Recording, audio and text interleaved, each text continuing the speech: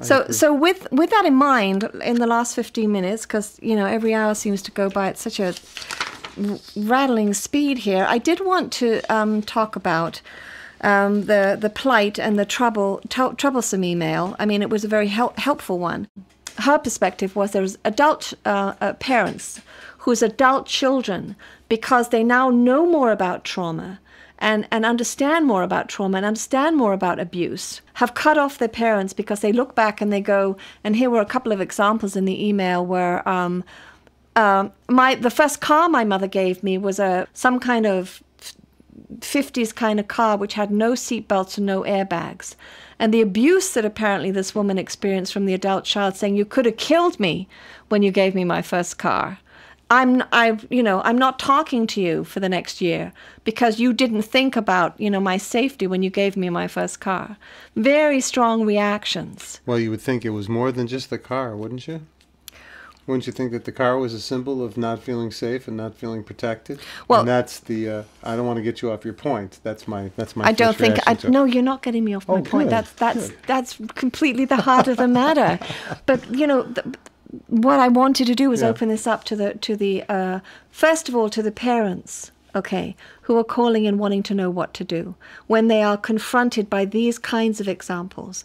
What do you say to the parents, first of all, who say, my adult child has cut me off, has so much rage and so much resentment of some of the things that I did when they were growing up, that they've now created this new family where they have children and I'm not allowed to be a grandparent. Not because they don't trust you around the kids.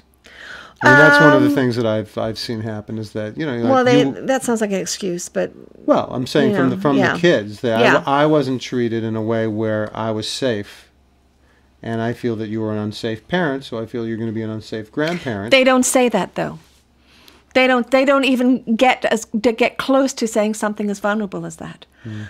What I hear, and apparently this woman's created a website where, you know, parents are all talking to one another about how terrible their adult children are now, which is, you know. Well, that's not going to help. No, it's not going to help. It's not going to help. And they're also seeing themselves as victims. But as we were talking about with Steve Diamond last week, there's so much anger and rage. The daimonic is having a field day in terms of anger and rage. And there are no, from what I can understand, there's no vulnerability being expressed on either side to even begin to repair this damage.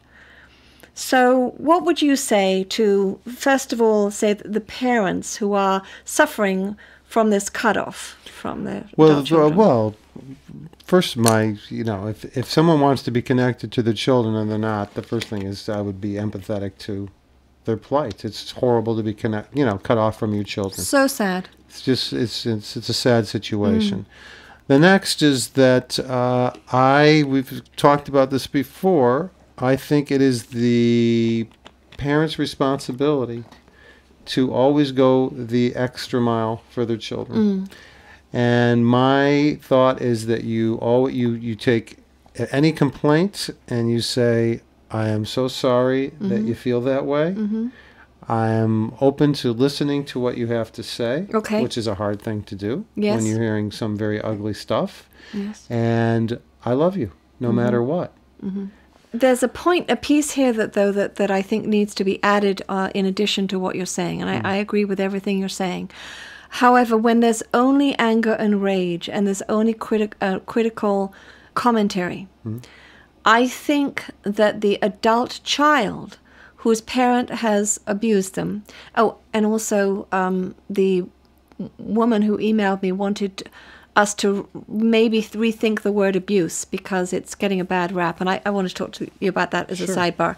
That the adult child does have the responsibility to use language other than anger and resentment and you statements, because what I'm hearing is that there's a lot of that and very little of it scared me, I felt lonely, I felt pain. Very hard there is very little vulnerable language when it comes to talking to the parent on the behalf of the adult child.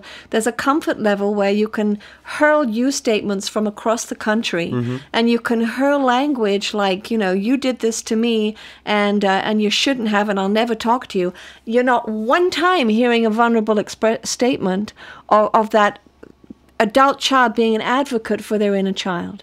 It's all being laid at the feet of a parent who, well, that to me. I mean, one different way of looking at that is that's a tantrum, and years of a tantrum, right? And that's a tantrum, and like any good parent, I think you ride the tantrum out. And you realize that your child is in a very vulnerable state. It doesn't seem like it because they're not a child anymore. But parents don't see that. They don't have the psychology from the 50s to understand that their child is not being vulnerable necessarily. They know something, but then again, I think there was a responsibility in 2009 and enough education out there for a parent to get a book, and read John Bradshaw's, The Homecoming, or whatever book that is, to understand that vulnerable language needs to occur between two people in order for intimacy to exist.